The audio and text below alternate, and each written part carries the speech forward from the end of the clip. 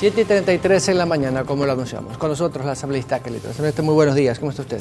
Buen día, Byron, un gusto estar acá y también saludar a todos los ecuatorianos. Regresamos a esta agenda parlamentaria de este primer semestre de la legislatura en este 2015 y bueno, con temas, y estuvo aquí el día viernes la presidenta de la Asamblea y nos recordaba precisamente que esta semana, entre otros temas, se conoce lo que usted me comentaba, las reformas a la seguridad social y también al nuevo código laboral, que a propósito tendremos que esperar todavía un tiempito para que haya el segundo debate. Bueno, no tan mucho tiempito. Nosotros, y como lo decía la compañera presidenta, que cumplió una excelente jornada de trabajo junto a los asambleístas de la provincia en esta semana y que pudimos tenerla acá. Nosotros tenemos ya el tiempo estatuido para, de acuerdo al desde el primero al segundo debate, ya se nos vencería prácticamente en esta semana. Justamente este día miércoles 11, la comisión va a sesionar y estaría ya en el orden del día, no tenemos todavía la convocatoria, pero estaríamos hablando de la aprobación del informe para pasarlo al CAL para que sea la compañera presidenta la que decida en qué día lo pone en el orden del día del Pleno. En todo caso, ella ha sido enfática en mencionar que una de las metas es que se apruebe durante este mes de marzo como un homenaje al mes de la mujer y como un homenaje a esas mujeres que para nosotros tienen una importancia muy grande, como son nuestras trabajadoras del hogar, a quienes hemos denominado amas de casa y a quienes esta reforma, dentro de lo que es la reforma de la Ley de Seguridad Social, tiene un solo cambio, tiene exclusivamente un artículo que es el que se modifica, que es el 73, el artículo 73 de la Ley de Seguridad Social, donde se incluye el pago de las pensiones para las trabajadoras del hogar. Lo hemos dicho también, esta afiliación está dentro de la comisión, estamos planteando en conjunto con el Ministerio de Coordinación de Desarrollo Social, se ha planteado una tabla que permita que las personas que están en los quintiles de pobreza más bajos puedan ser las personas que tengan el mayor beneficio, es decir, que el Estado tendrá una mayor aportación, porque también tenemos, nosotros mínimo $10, tenemos cuatro divisiones, ¿no? Estaríamos hablando del nivel de subsistencia, que es el básico, que es donde estamos allí ubicando a las madres que generalmente están dentro del Bono de Desarrollo Humano, se les descuentan $2 y el Estado estaría aportando con 9.20, $9.20, hasta llegar a la tabla del nivel alto, donde ya el Estado no tiene absolutamente... ¿Cuál es el nivel más alto? El nivel más alto es aquel donde se demuestre que la familia o la unidad familiar tiene un ingreso superior al 105. No estamos hablando de jefe de hogar, estamos hablando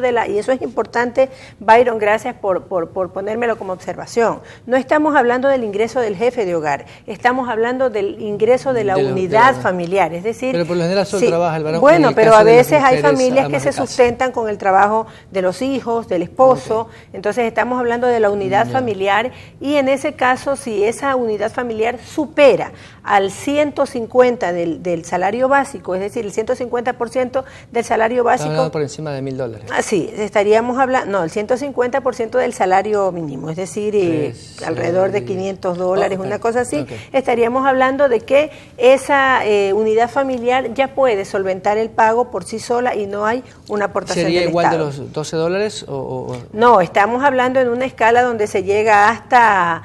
$70, una cosa así el aporte, pero en todo caso, a ver, hoy otra cosa que es importante, se había hablado de que estamos aquí obligando a que la gente se afilie. Lo que nosotros estamos dando es el marco legal, cumpliendo con la Constitución de que todos los ecuatorianos puedan tener acceso al servicio de seguridad, a la seguridad social, pero en todo caso estamos, solo en las prestaciones de salud. Nosotros no estamos haciendo una reforma para que haya prestaciones de salud.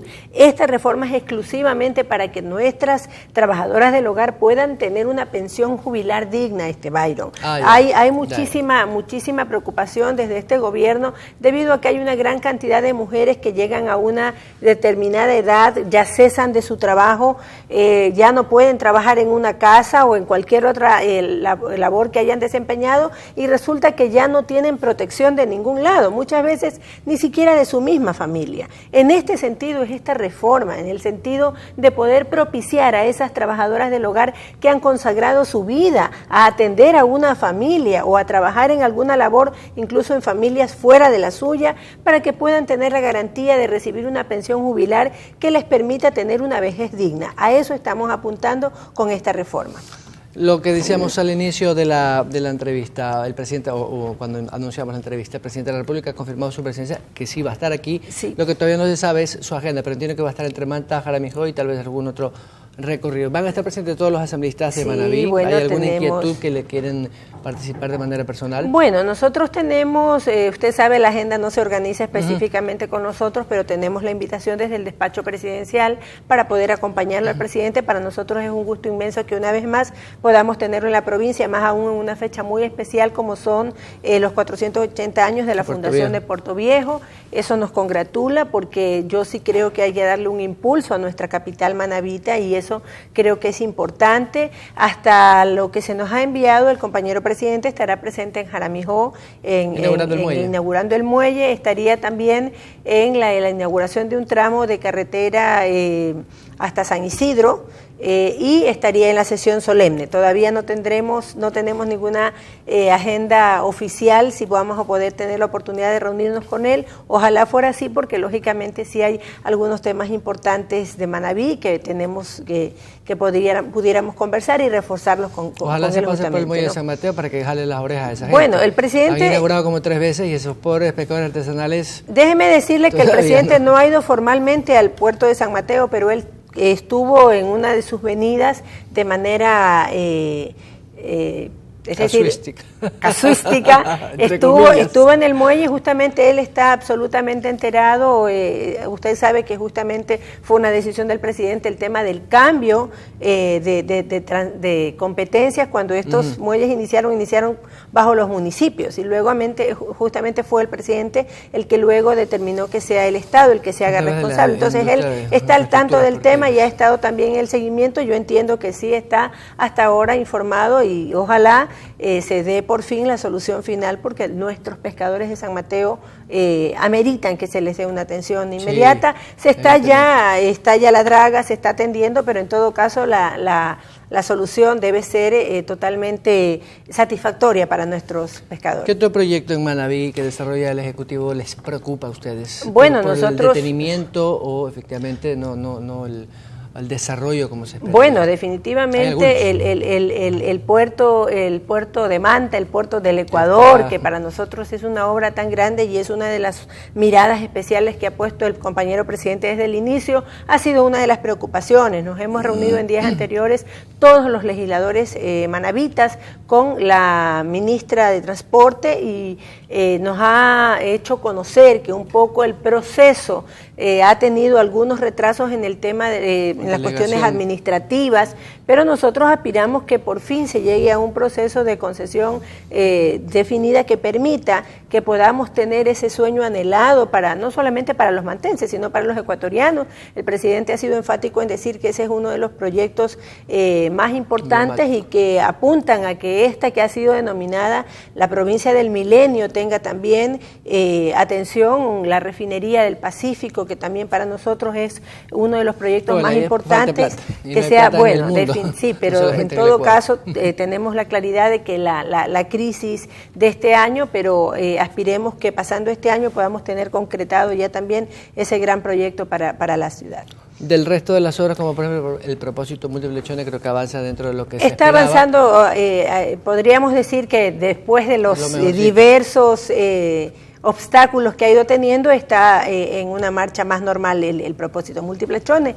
Y bueno, también hay otros temas de la reforma, perdónenme que me salte. Claro. Hay un tema que se ha concentrado dentro de la reforma, que es la reforma a la Ley de Seguridad Social con el tema de las trabajadoras del hogar. Pero déjeme decirle también, nosotros dentro de ese mismo proyecto que se nos presentó desde el Ejecutivo, estamos hablando de las reformas al Código de Trabajo. Al Código de Trabajo, que para nosotros era un sueño hacer un código nuevo, pero que debido a las circunstancias políticas, el compañero presidente nos pidió que hagamos la mirada destinada exclusivamente a los puntos más importantes de ese código, y nosotros estamos transformando, estamos planteando la reforma de algunos artículos puntuales que tienen que ver con mejorar la equidad de salarios dentro de los trabajadores y también la estabilidad. En esa medida, dentro del informe que estaríamos trabajando del primero al segundo debate, estaríamos planteando algunas cosas importantes que sí son rescatables. Por ejemplo, una de las cosas que nosotros estamos planteando es la eliminación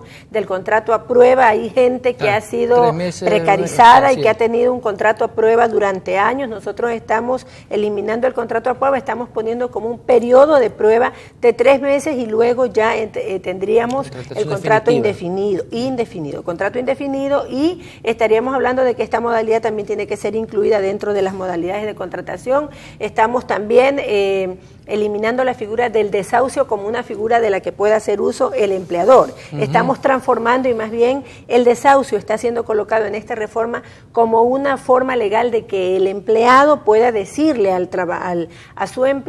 su patrono que va a dejar de laborar. Es decir, estamos invirtiendo el papel justamente para apuntar a la estabilidad de los trabajadores. Estamos hablando en algunas situaciones en el tema de la equidad. Nosotros hemos venido planteando algunas revisiones importantes en cuanto al tema de utilidades. También estamos planteando ahí que se considere las empresas vinculadas. Byron, para nosotros es terrible. Nosotros recibimos como Comisión de Derechos Laborales una gran cantidad de denuncias de trabajadores que jamás reciben utilidades. Por eso nos un poco es contrapuesto el discurso de quienes defienden las utilidades de los trabajadores. Hay empresas que se declaran con utilidades en cero. Claro. Y lo peor es que usted es mi amigo y somos amigos y tenemos empresas. Yo tengo el primer eslabón, usted tiene el último, y somos empresas aisladas. Nosotros estamos marcando la vinculación de las empresas cuando hay una cadena de valor que va teniendo un mismo producto, y para que esas empresas vinculadas respondan por las utilidades de los trabajadores. La asambleísta, muchas gracias. La asambleísta Kerly Torres. A la pausa, Carlos Luis Vázquez de los Deportes.